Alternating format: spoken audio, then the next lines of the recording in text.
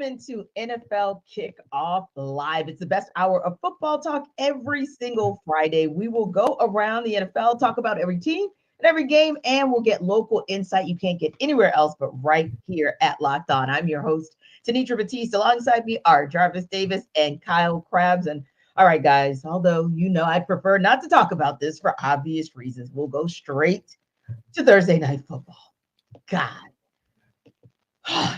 Okay, all right. I've got myself together. I promise. But anyway, I don't think my team has themselves together because the Steelers just absolutely crapped the bed, no pun intended, last night in losing to yet another 2-win team, that of the New England Patriots. So now you're kind of looking at a situation where, great, the Patriots are off the schneid. They get a win, whoop-de-doo. But ultimately, it just feels like trouble in paradise, meaning Pittsburgh. But on the same token, it might make for some interesting or intriguing updates to the situation for the Patriots as far as where they might go in the draft. So with that said, the report is that the Bears might be looking to draft Caleb Williams, trade Justin Fields. And now that the Patriots have won that game, Kyle, that may actually impact where they go in the draft. But first things first, before we even talk about the draft, let's just talk about that ish show that was that Thursday Night Football game, the 21-18 Patriots win over the Steelers.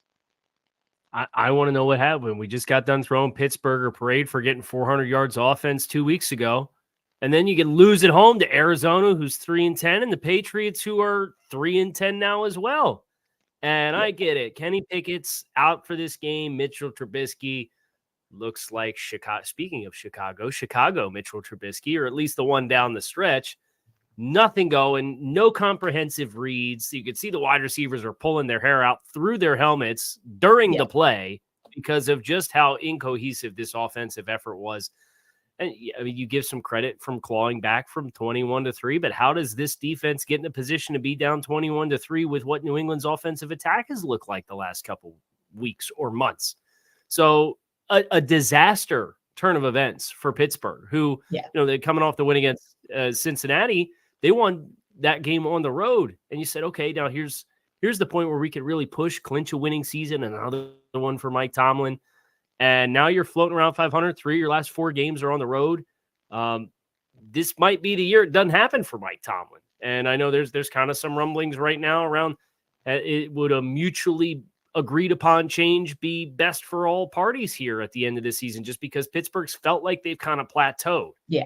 And this is as bad as it gets. I mean, last night was a rough watch if you were a neutral fan just watching that football game. Yeah. And imagine if you're not a neutral fan, how painful that watch was, because I almost tapped out, and then the Steelers scored a touchdown, and then I got excited all for naught. But a couple things there, like you said, TJ Watt got banged, and that kind of affected him for a little while. Alex Highsmith had an injury as well, I think to the neck. So that was kind of a challenge, if you will. But hey, DeMonte KZ and all you other people who were on that field, other than that one person, I know, Jarvis, you would love me if I hit that KZ. But, there were guys who they made plays, like Michael Walker did make a play, former Falcons, DeMonte KZ, but there were just too many moments where they didn't make plays or they didn't finish a play like it could have or should have been finished. And that was a part of the challenge that Minka Fitzpatrick called out across the defense and the entire team post-game. But like you said, also the offense, it was just painful because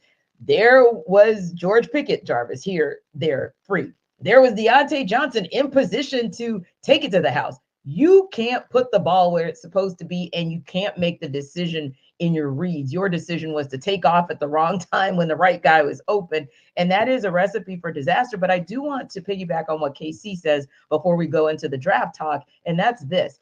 I do think that this might be a situation where, I know we've got 4 games left in the season, but Mike Tomlin and his regime may have really hit the plateau. And I think this may be an Andy Reid situation where you just mutually agree to part ways. It doesn't mean by any stretch of the imagination that Tomlin's coaching career in the NFL is over. He'll have a job the next day. But it just may mean that the road in Pittsburgh for him has in all likelihood come to an end, because maybe not so much of a rebuild, but this darn sure feels like a reset.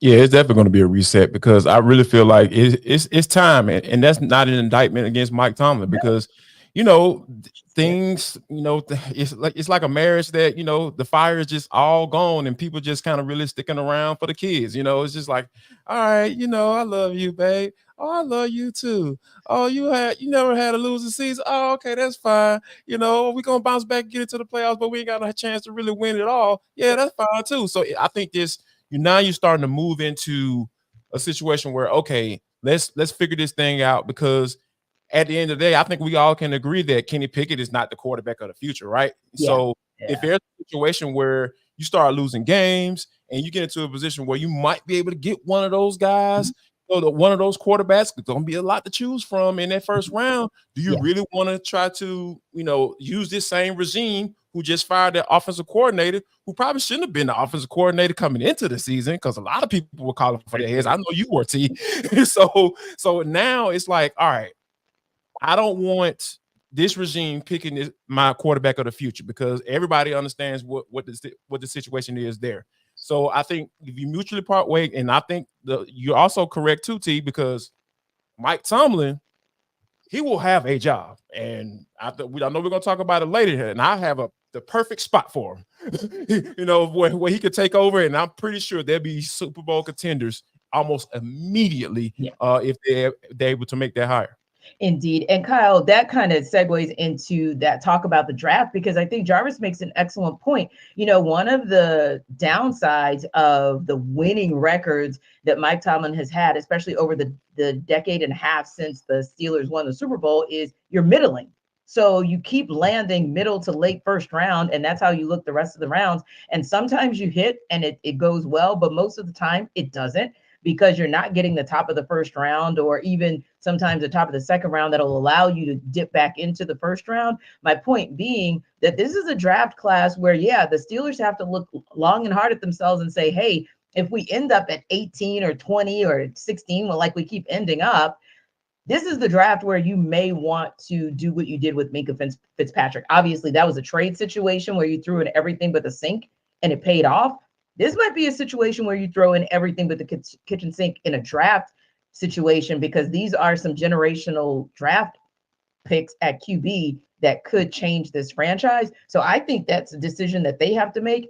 And the Patriots are still looking, despite what we saw at Zappy last night, they've got to make a decision as well.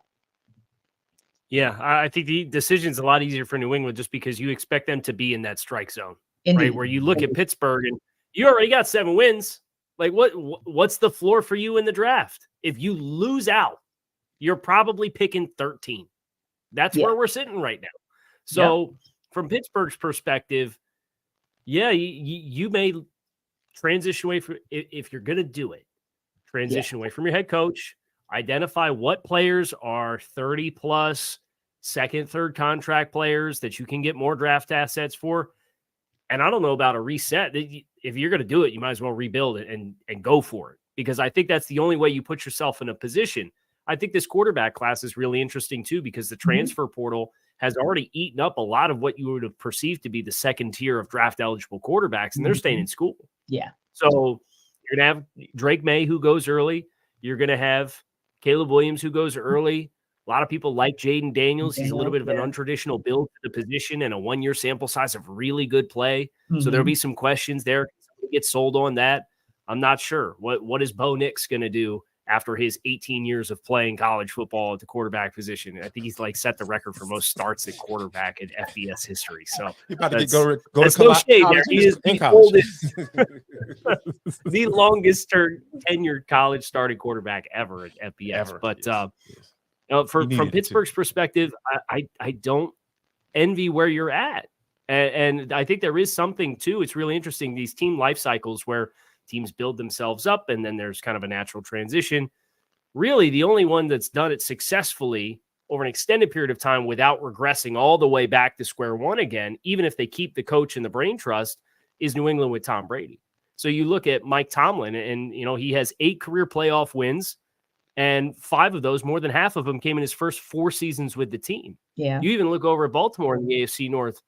John Harbaugh's got half of his playoff wins came in his first 5 years, and he's been there 15 years too. So these teams that are routinely consistently in the hunt, If you don't go all the way back down, it makes it almost harder for you to gear back up and make a deep run all over again unless you hit the quarterback position. And they didn't do that with Kenny Pickett.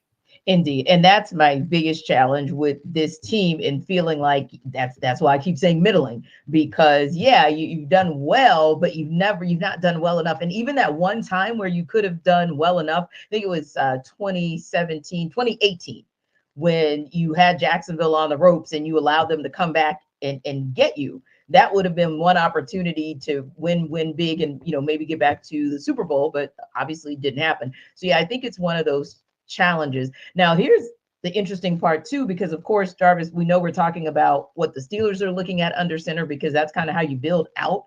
And we know what we're talking about with the Patriots and how they build out. But an intriguing guy that, of course, we've been looking at for well over a decade, because he's born and raised in the Atlanta metro area.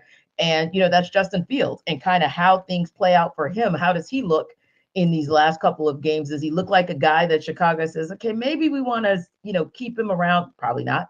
But if not, where does that guy go? Because with the Kenny Pickett, if you don't land here, you'll probably land, in one more spot. You'll be a backup at them, and then maybe you get to show somebody that maybe you are viable as a potential starter. But Justin Fields, this is like a true dress rehearsal / show and prove what you can do, because you're probably not going to stay with Chicago, but you also want to land somewhere where where it's not going to just benefit Chicago that they parted ways with you, but it's going to benefit you too. Yeah. And I think that, with Justin, like, obviously the talent is there, right? Like, he wouldn't have been taken in the first round if it wasn't. And I just feel like, Chicago Bears is an organization that just hasn't been good with housing a good quarterback, right? Now we got one of those things. Right. So one of the reasons may be that he just isn't good, or it just wasn't the right situation. And I feel like a lot of people kind of discredit the latter, because, like, at the end of the day, like, you can have all the talent in the world, but if the situation isn't right, if the head coach isn't right, if the guy that's working with him every day and the quarterback coach isn't right, it's not going to work. Or the guy calling plays, we seen Luke Gessie. He just seems like, okay, I'm going to call plays according to what Justin Fields is really good at. And then, okay, in the first quarter, but then after that, I'm just going to try to make him a pocket passer. Like, it's just not like, you're making yourself look bad when you do stuff like that. As a play caller, you're looking incapable, because at the end of the day, it's all about the pros and the Joes, but like the X's and the O's have to fit too. So you have to make it fit. And I think that with Justin, I really feel that he can, with a second chance at another spot, with the right situation, with the right coach, and the right surrounding talent, I really feel like he can get it done. Because I know a lot of people will look at, Sam Darnold and Baker Mayfield and say, oh yeah, that never works. But Sam Darnold got a second round pick. So if Chicago wants to trade him, they're going to be able to get some good compensation for him. Yeah. And I feel like Justin, in a different situation, maybe even down here in Atlanta, because we know Arthur Smith is really good with reclamation progress. Kyle, you're familiar. Ryan Tannehill, he made him look like a capable quarterback, and I think that Justin did Ryan Tannehill, in my humble opinion. So I feel like the situation is right for Justin as he goes down. All he got to do is just continue to try to go out there and put some good tape out there.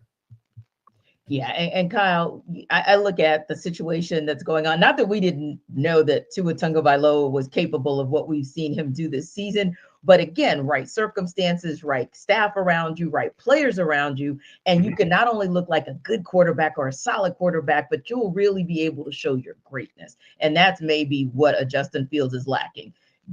Still doesn't have the right talent around him, definitely doesn't have the right coaching staff around him. And it just seems like he's in an organization that's just, they can't figure it out. They just can't get right. And so if you can't get right as an organization, I don't think you're going to get this guy right either. Yeah. So there's a lot of hands in the pot here, right? As far as running a football team, running an offense. And the phrase that stands out to me was an interview that I did a few years back with Jordan Palmer, the quarterback coach and private trainer. He said teams bust on players more than players bust on teams. And you look at this environment that Justin Fields was put into, and Tanitra, you invoked Tua Tagovailoa and what that was like with Brian Flores, who was a career assistant at New England. The only quarterback he ever knew was Tom Brady. The only offensive line coach he ever knew was Dante Scarnecchia. Those are like Mount Rushmore of their respective crafts at the NFL level type of players and coaches. And he comes to Miami, and he's got 4 offensive line coaches in 3 years. He has 4 offensive coordinators in 3 years.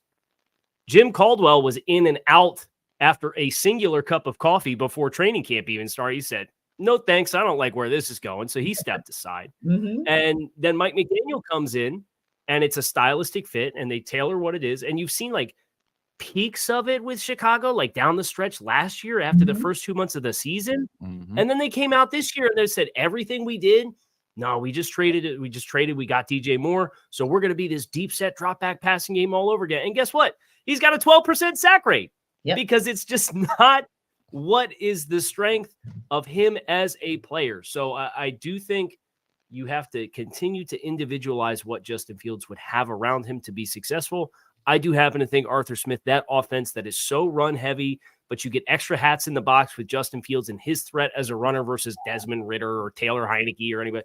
Like, that's a whole different ballgame for that offense. And they've invested already in the skill group that would be around him. I think that'd be as exciting of a fit as you could craft for Justin Fields. Indeed. And the game we're going to talk about with a couple of guys who put the right pieces around them, put the right coaching staff around them, and they absolutely do it. That's Jalen Hurts and Dak Prescott. We're, of course, going to talk about the showdown between the Eagles and Cowboys when we come back. But before we get there, here's a quick word from Jarvis about DoorDash.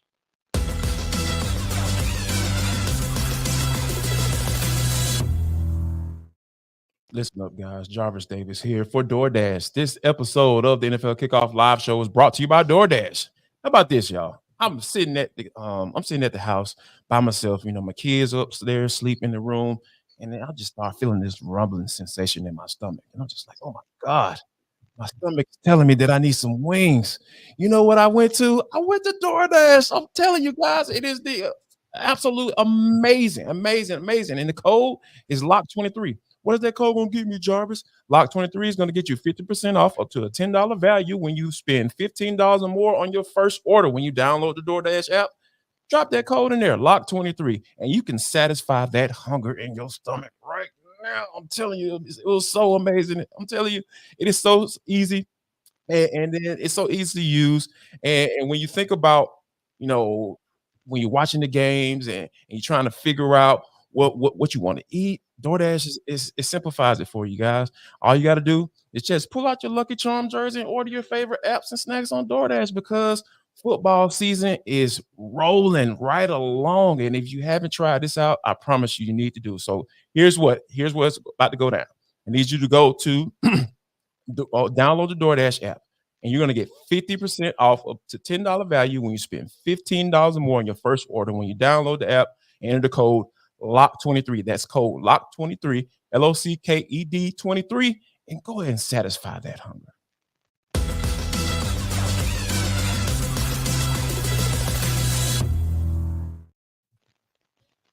Well, guys, it's another big showdown for the Eagles this weekend. This time it is with the Dallas Cowboys front and center, game of the week. NFC East is on the line. Some would even say the MVP race is on the line between Jalen Hurts and Dak Prescott, just behind Brock Purdy in the odds. It's a mood, it's a movie when it's Dallas and Philly playing. And our Locked On Cowboys host, Marcus Mosher, and our Locked On Eagles host, Gino Camilleri, are here to break this game down.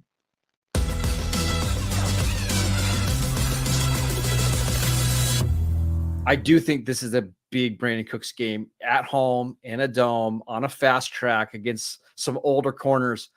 To me, he's the key to this game for the Cowboys. If he has a big game, I don't see the Cowboys losing, but if the Eagles can hold him in check, I think we're going to get a really, really close one. Tell our fans over at Locked On Eagles how he has been getting that production, though. Has it come through the slot? Has it come through outside, just winning those matchups based on pure speed for those who might have not seen him play over the last couple weeks? A lot of long developing over routes where the Cowboys will use 6 and 7 man protections and then just let him try to fly over the field. mostly in man-to-man coverage. What they're trying to do is find your slowest corner, get him matched up one-on-one, get him free releases off the line of scrimmage. But I also mentioned he's been somebody who, when the Cowboys get in the red zone, he's gotten more red zone targets than what CeeDee Lamb has gotten because he is so quick off the line of scrimmage, and teams typically like to play a lot of zone. He just has a great feel of where to settle down in zones. To me, he's the X factor. I get, if the Cowboys can't get him involved early, I won't be surprised if they struggle a little bit on offense. So I think we both kind of have it the same mantra on this one, where we need our Klay Thompson to kind of step up in this game, right? You need the role guys to have big games. Yeah, you need your Brandon Cooks, you need your Devontae Smith, you need your Jake Ferguson, you need your Dallas Goedert. And the last key to victory, I'm going to say, is can DeAndre Swift and this offensive line find a way, whether it's you're leading late in this game, whether it's you're trying to get back to what your identity was of being a balanced offensive line, they've gotten no push. Can you find a way to create some of these explosives? Because like you said, Marcus, it's either A.J. Brown or nothing in terms of the explosives.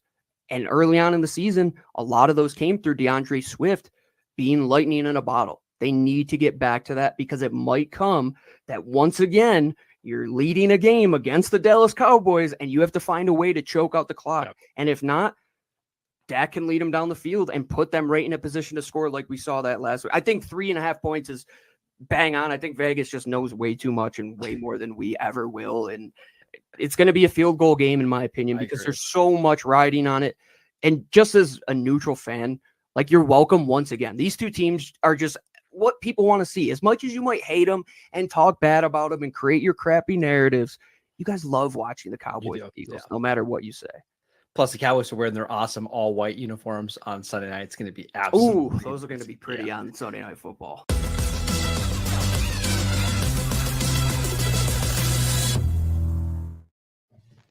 So, guys, this particular matchup features a team where there's a 1-game division lead. Of course, Eagles over the Cowboys, one of 3 division leaders with that slim margin. So we could go all over the place with that narrative heading into the last 5 games of the season. But Kyle, this is also a situation where you've got 2 teams who have, like we said, MVP caliber quarterbacks, but also a lot of X factor. So I want to go back to something that Marcus was talking about in terms of who would be the X factor should the Cowboys win. And he's calling it Brandon Cooks. Is that your guy who could be the X factor or the game changer for these Cowboys to get this win?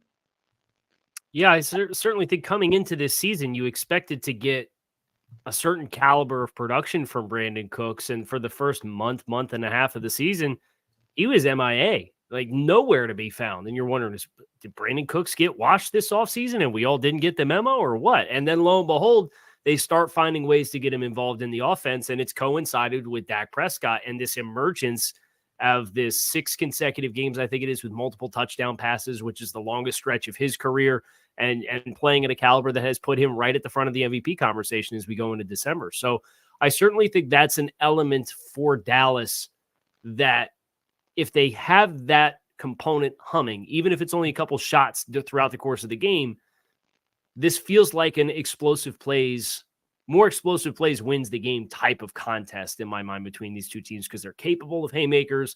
You saw Philly really get bottled up by San Francisco at home last week, and San Francisco just hit a home run after home run after home run, and a lot of it came after the catch. Yeah. So who's your guy that's going to have the speed and help create those chunks? If it's Brandon Cooks, whether they're vertical routes, whether they're deep over routes, and he's turning up the far sideline after he catches the ball, I do think that's a great place to point to for Dallas. Yeah, not only yards after the catch, but really yards after contact as well, Jarvis, because, Deebo Samuel and Christian McCaffrey were out there bulldozing folks.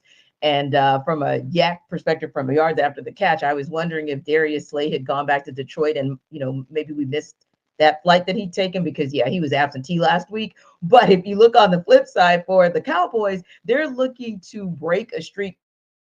In the East, you don't have back-to-back champions. You have to go back to the early 2000s where the Eagles won 4 in a row to see a back-to-back. That's how competitive this particular division has been. But the Eagles have swooned a little bit over these last couple of weeks, right? Even when they won, sometimes it felt like it was on the struggle bus. Granted, against the Chiefs, And granted, against the Bills before, the slaughtering that was the 49ers game. But who's their X factor? I mean, one person that I think Gino may have mentioned was Devontae Smith, but could be DeAndre Swift as well, depending on which direction you think would win this game for them. Who you feel like is their X factor in order for the Eagles to kind of get back right? It has to be Jalen Hurts in my eyes, right? Because here's the thing, because he looked weird last week, holding on to the football for so long. Obviously, you have one of the better offensive lines in the NFL. I get it, but get rid of the football, because if Jason Kelce is turning around like, oh, okay, yeah, I got my man. And he still has the football. Oh, he hasn't taken off running. Like, oh, you didn't try to go get yards instead of trying to find somebody downfield when it's just not there. So I think that he has to be a little bit more decisive to the football with the football. Help your offensive line out, because I think that is something that could be a catch-22, because a lot of times guys want to put everybody look at the sack numbers. Oh, he's been sacked X amount of times, and automatically blame the offensive line, but there are times where the quarterback is holding on to the football too long, or they're just not throwing it away when there's nothing there. And I think that I saw Jalen do that several times last week. And I think that also he can be a bigger X factor with call runs, design run plays. I think that helps that offense out tremendously, because once you start getting guys coming down, dropping 8 men in the box, and you start seeing that single high safety, and then for some strange reason they try to maybe even single cover AJ Brown on the outside. Those are things that I feel like Jalen can take advantage of. You make the reads a little bit more simpler. They're simplified when the team start playing against the run. So I think Jalen getting rid of the football, making sure that he's on point, and then if it's not there, just throw the football away. And I feel like some design runs will get the Eagles a win in this one. But do you think maybe the Eagles have gone away from that because low-key, obviously they wouldn't tell us the truth, but right, he's not quite his 100% self. And so the explosiveness that they could expect from him in those run design plays, maybe it's not there because he can't run like Jalen can run. And maybe that's a part of the reason he's holding the ball, because he's like, he knows that he can't be his explosive self on the ground. I think that could be a factor. But here's the thing. If you're out there, if you're putting him out there, if there's nothing on the injury report saying that, hey, he's dealing with X, Y, Z, or hey, he's questionable, I have to go off of what I see. And I see that you all need to call some design runs for you, because you have the offensive line to do it. Go ahead and do it. And I think that, turn around and handing the football with DeAndre Swift, that helps as well. And, he can be a little inconsistent sometimes, and that's why he's not in Detroit any longer. But those are some of the things that you're going to have to do. If you're putting them out there, I feel like, hey, I don't want to hear about it. Like I got Hugh Douglas up in Philly. He's just like, hey, man, show me the baby. If you out there, show me the baby. Show me the production. Get the win. Prove to people that, hey, you deserve this big boy salary that you got. All those things come into play when you're going out there each and every day, and that injury report is clear.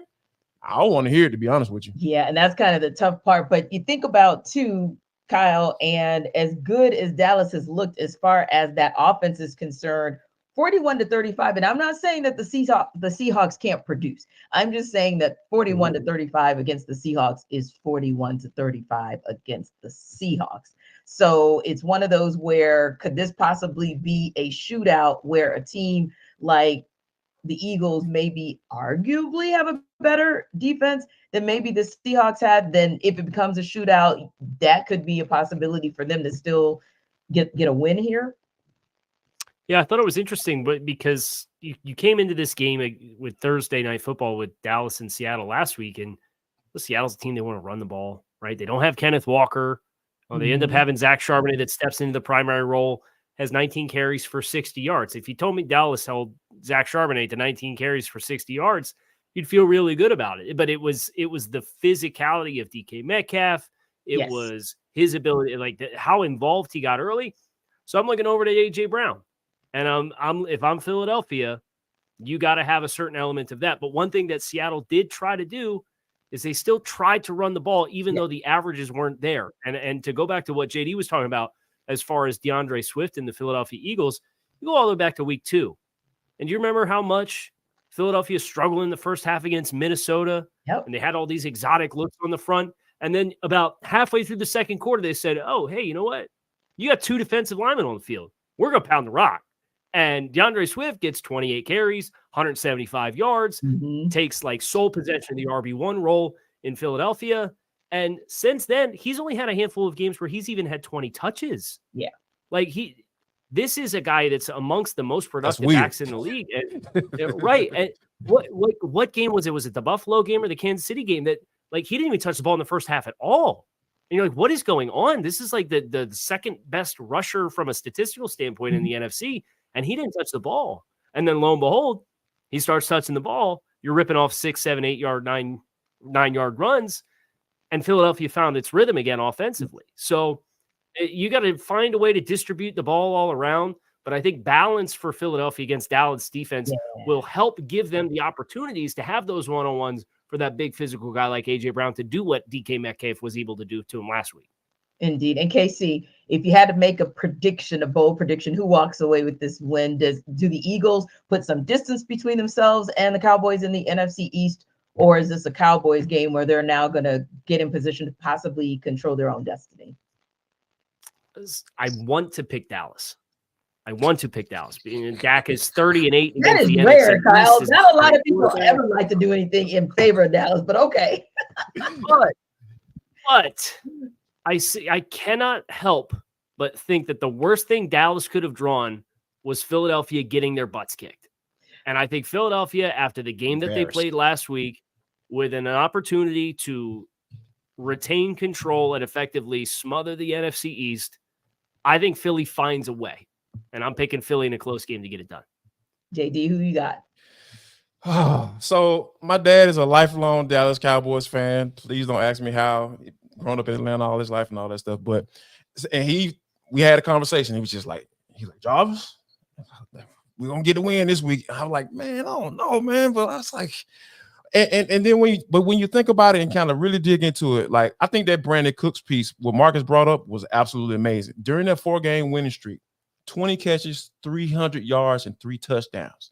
Almost double the production of that first month and a half of the season as a Cowboy. So I think finding another weapon that Dak can depend on outside of CD Lamb, I think that's the formula. That's the juice. That's that recipe everybody look forward to eating on Thanksgiving. Like, okay, we're coming over to the Cowboys house because hey, they found the right recipe. Their offense is cooking, and I think that Dak is making a MVP candidacy. So I'm picking the Cowboys, T. I'm picking them. And I might be wrong. More than like I'll be wrong because it's the Cowboys. But I'm rolling with the Cowboys. I can't deny what I'm seeing right now. Exactly, because Cowboys are going to cowboy. But the Eagles, I think as long as that secondary shows up a bit better than they did last week and they do everything that KC just prescribed, I picked them for the win. Speaking of picks, we're going to tell you and sell you why on the other side. But before we do that, Jarvis is here to sell you on Prize Picks.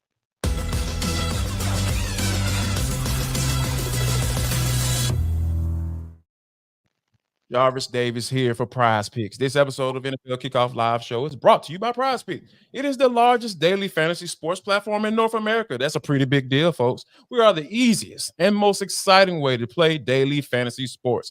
It's you against the numbers, not the pros and not all of these algorithms and all this stuff craziness, right? All you got to do is just pick more or less than on a 2 to 6 player stat projection and watch the winnings roll right in. Also, not only with the NFL season rolling, it's kicking off.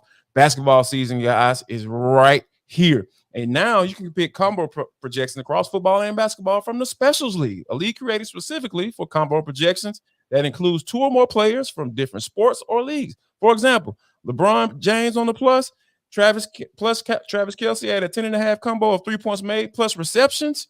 That's not that hard, folks. It's not as hard as I made it look. Sound right then.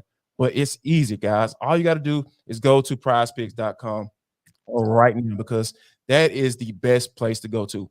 All right, here's the website. Go to prizepicks.com/lockedonnfl. Prizepicks.com/lockedonnfl and use code LOCKEDONNFL for a first deposit match up to $100. And folks, Prize Picks is daily fantasy sports made easy.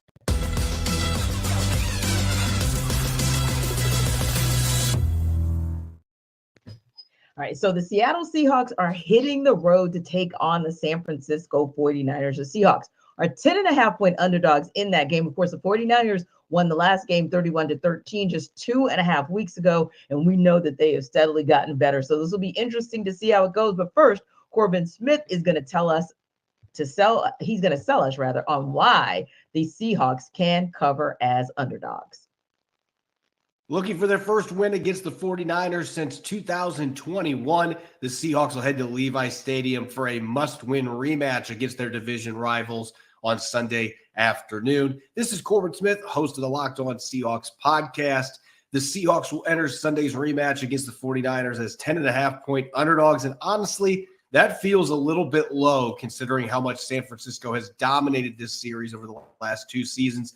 None of their previous 4 encounters since the start of the 2022 season have been decided by under 15 points, with the 49ers winning all 4 of those matchups, including a 31-13 victory at Lumen Field just 2 weeks ago. For the Seahawks to have any chance to cover that spread or potentially pull an upset on the road at Levi Stadium, the offense is going to have to build off a solid outing in Dallas where they scored 35 points and put up 5 touchdowns. The offense has only 3 offensive touchdowns in their last 4 games against the 49ers combined. The run game is going to have to be solid. They're going to have a play-action game working off of that to take advantage of their receiving talent. As for the defensive side of the football, missed tackles have been a major problem against the 49ers, including a bunch of missed tackles against Christian McCaffrey a few weeks ago. They have to get him to the ground, and they have to limit explosives. They gave up 7 explosive pass and run plays in the first half alone in week 12. If they're able to cut that number in half and potentially create a turnover or 2, the Seahawks can give themselves a chance in a game that few expect them to be competitive in this upcoming weekend. Our guy Corbin pulled absolutely no punches. All right, Jarvis, I'm going to ask if you can maybe wrap your arms around little Tink Tink and give me a path to winning for the Seahawks. Sorry, little Tink Tink. It's time to go home. Take your little ball and go home because the Seahawks just, they're on 3-game losing streak. They lost to the Cowboys. They pushed them to the brink. Don't get me wrong, but I think just, with Kenny Walker being out, Kyle, I really feel like Charbonnet is a drop-off. It's a pretty decent drop-off when you talk about, the type of running backs that they bring to the table. And the way the San Francisco 49ers have been playing, they just seem different. I know they've been, going to NFC championships and just being that type of team. But ever since Purdy came back and that man, that man that plays left tackle, number 71, Trent Williams, yeah, this team is different. And Debo Samuel, those guys, when you have those guys coming back into the fold, this is a different team. Those guys are playmakers, and you just see how Kyle calls plays just like who's going to get the rock, and there's nothing you can do about it. So, yeah, I feel like Seattle is about to get ready to go into a buzzsaw. The 49ers are riding high because we know all of the hoopla and drama that went into that game against the Philadelphia Eagles and how they were able to, talk that talk and walk that walk. Yeah, I feel for the Seattle Seahawks right now because this is not a good matchup for them given the circumstances. Well, Kyle, I'll let you come back with that one because, no lies told right there. No lies told.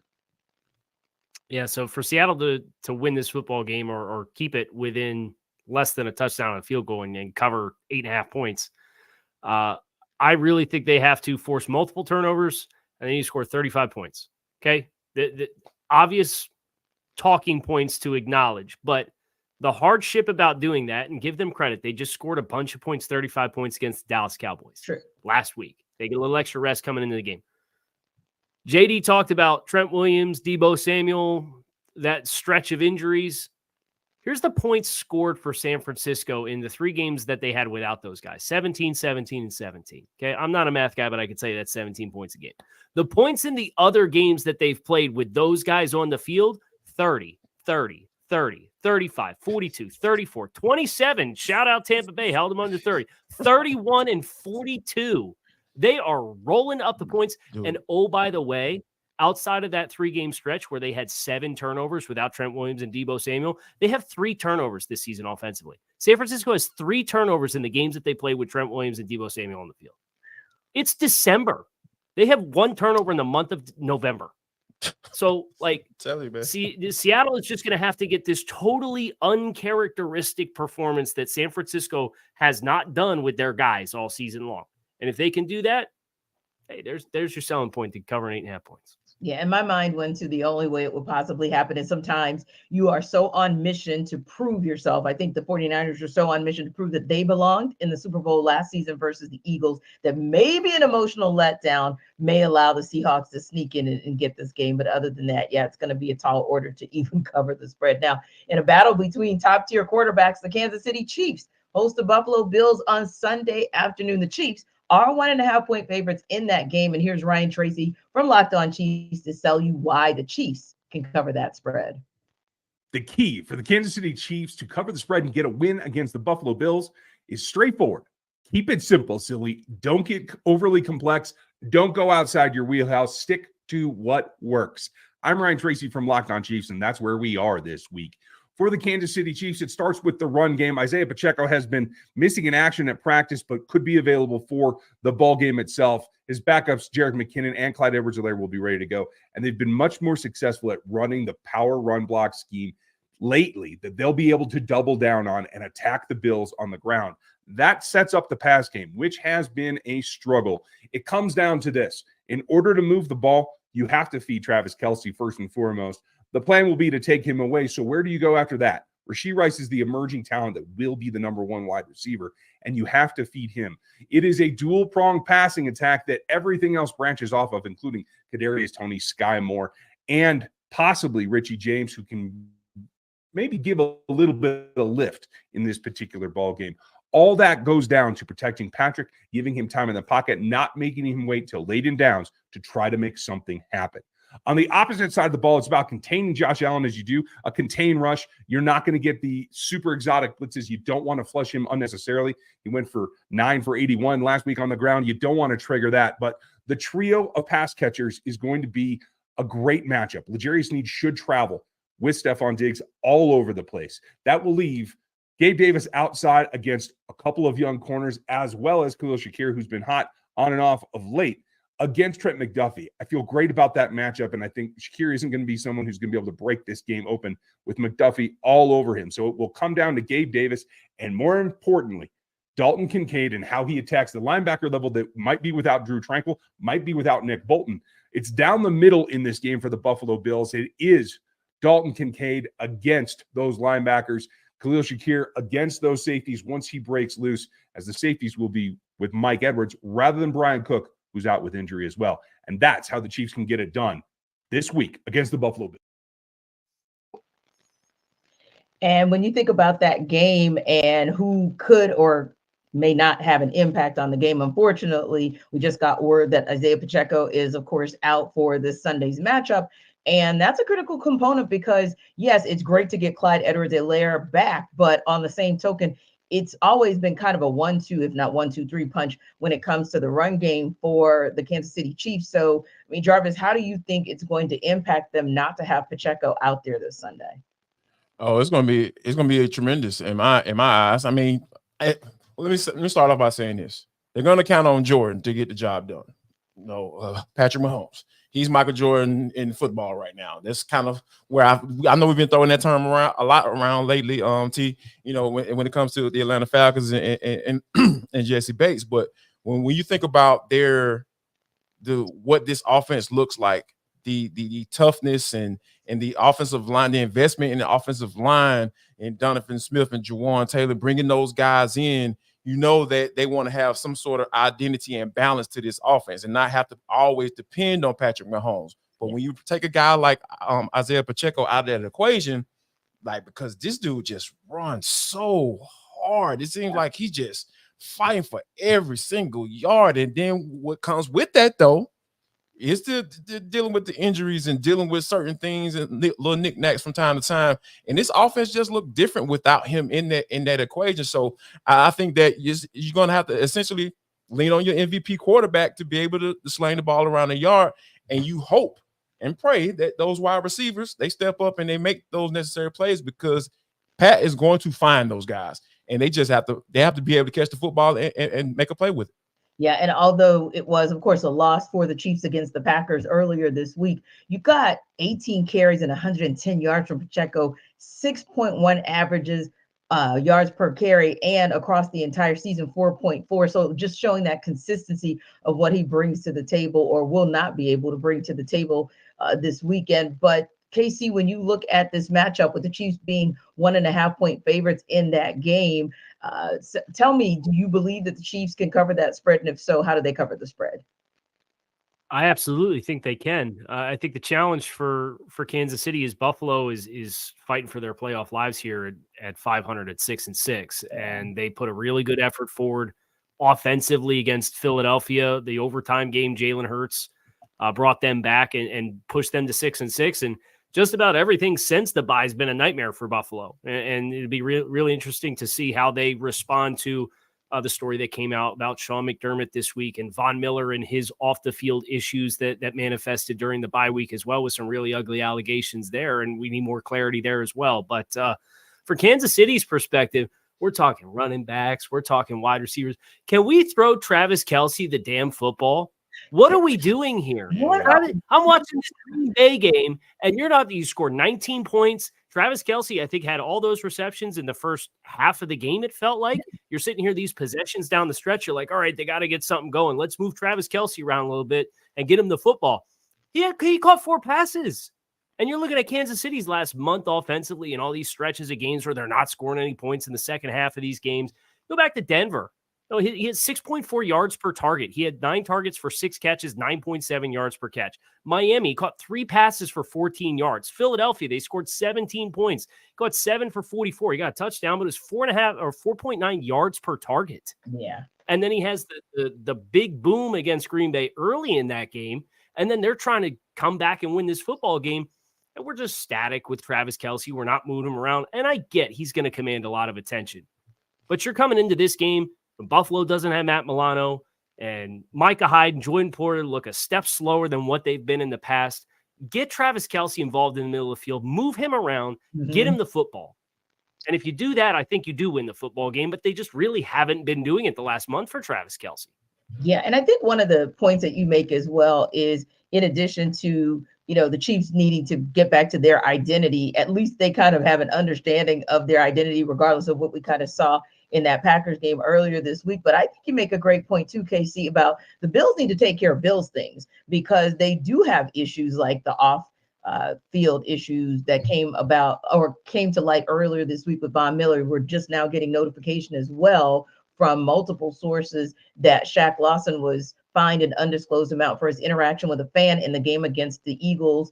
And so the issue's been resolved. But Casey, when you start hearing things like that, it makes you think to yourself, but has the issue really been resolved with a team that's middling? And then you get the information about Sean McDermott that comes out, where he has comments that he made about the September 11th terrorist attacks during a team meeting in 2019. And of course, he goes on to say that he regretted those comments, but ultimately speaking, that's all that the conversation has been about as it relates to Chiefs Bills. It hasn't been more about what's going on the field as off the field. And it starts right at the top with Sean McDermott.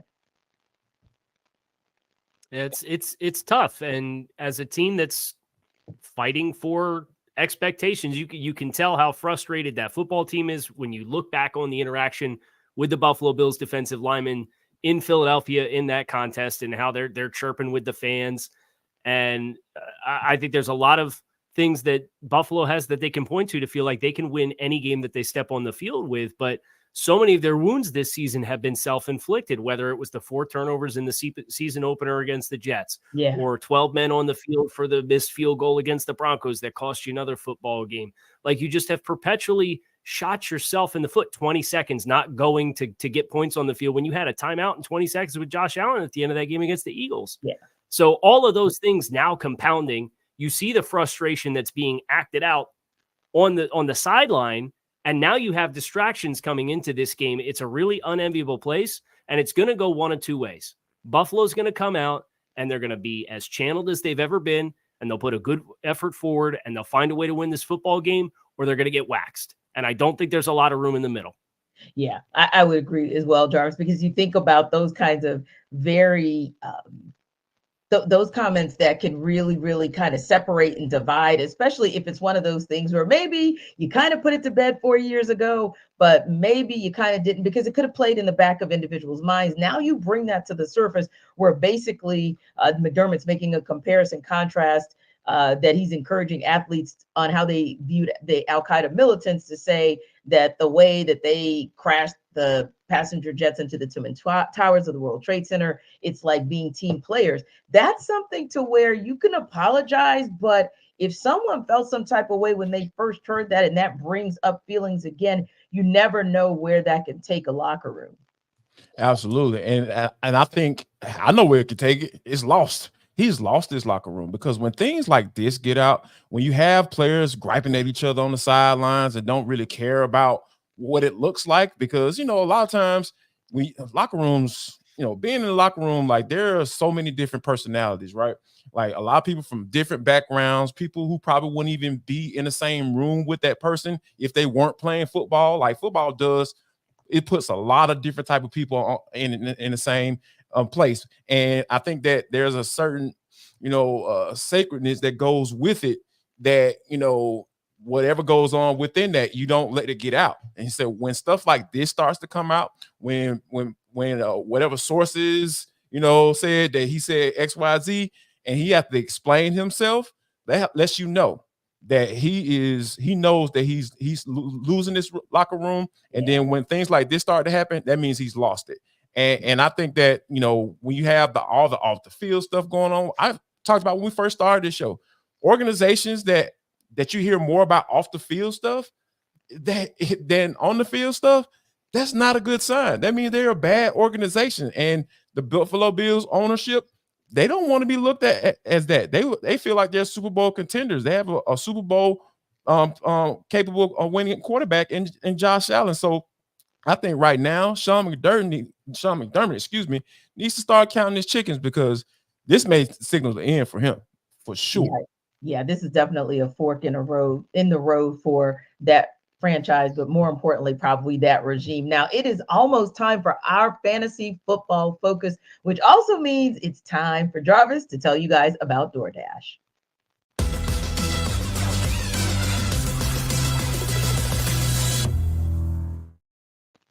Jarvis Davis here for DoorDash. I need you people to get prepared before game day. Stock up on your favorite appetizers and order all your tailgate gear on DoorDash. Then get ready to watch your team win.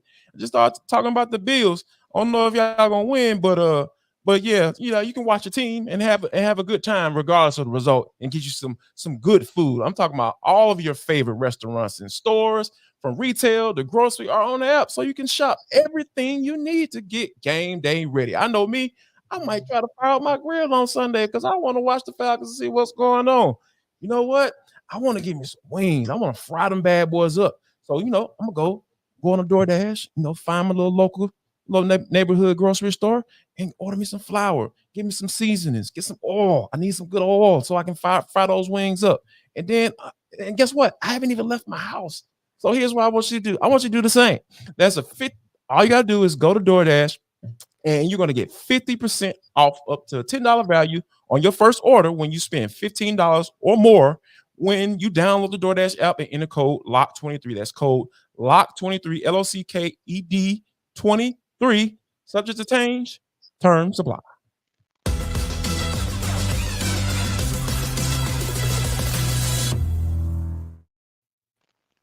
So your fantasy team might have been personally traumatized by all of these QB injuries of late, but our Michelle Majuk might just have an answer for you. And here's our Locked On Fantasy host to give you all the info you need for this week and beyond.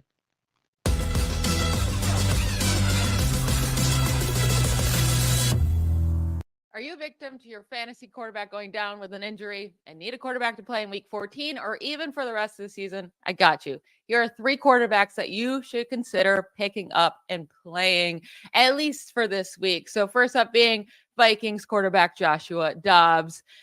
I know it was brutal, before their bye week, right? He threw 4 interceptions in week 12, and then the Vikings had their bye week. But don't forget, weeks 8 through 11, he was killing it for fantasy. He was averaging over 22 fantasy points per game. He was a quarterback 6 in fantasy during that span.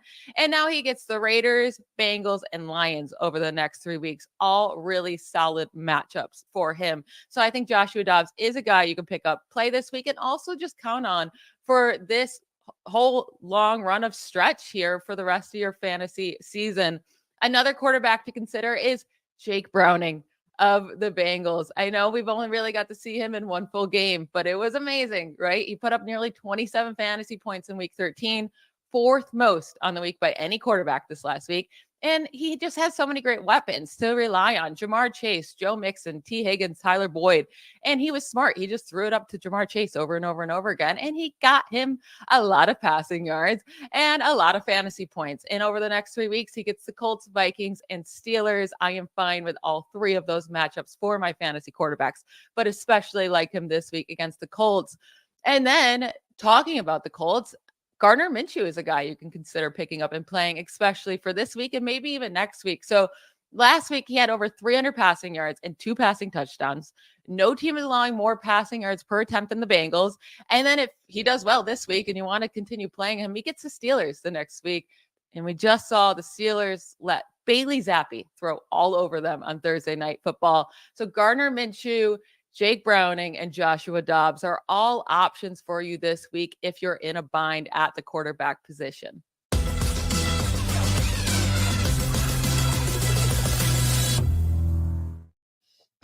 Wow, that must be some kind of bind if you are going to go with Dobbs, Minshew, and Browning, Casey. Whoo, is your fantasy? A lot of jobs out there, T. Right. The quarterback position. A lot of jobs. I understand. Right. So I'm like, okay, this goes back to what Jarvis said earlier, Casey. Are we looking for pros or Joes to add to our fantasy football team?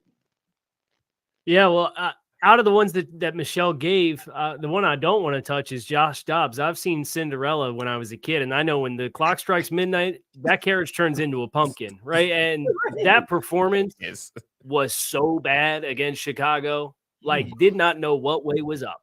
And they were considering benching him during the bye week. It came out and said that he was going to retain his starting job. Thanks, no thanks for me on Josh Dobbs. I think Jake Browning's the one to go with just from take the one with the weapons in the passing game. Indianapolis, Gardner Minshew's done a nice job. He's able to move around, get off his spot. But at the end of the day, that's a team that wants to run the football. You saw what it looked like with Zach Moss before Jonathan Taylor came back, and then Jonathan Taylor came back. And that's kind of the identity of that football team. The identity of this Cincinnati offense, even though Chase Brown has given a little bit of extra life into the run game, they're built to throw the ball. So take the guy who's built to throw the ball, who's thrown to elite targets. That would be my choice, would be Jake Browning. Yeah, because I almost got like feeling some type of way, Jarvis, a little triggered with Josh Dobbs. Like, dang, like we let him go. And then I was reminded, oh yeah, we let him go. So as the Steelers, but yeah, I think you make a great point, Casey. I mean, Jarvis, if you have Jamar Chase for one, that you can just toss the ball all around the football field to, you might want to go with that guy if for no other reason. He's going to be the guy who covers all the ills that might happen and make Browning look even better. And you know what? To be honest with you, like we even got a little glimpse into this, like once the Cincinnati offense got rolling, because we know Joe was dealing with with his injuries earlier in the season. Then they just start saying, hey, you know what? We just gonna get the ball out of his hands.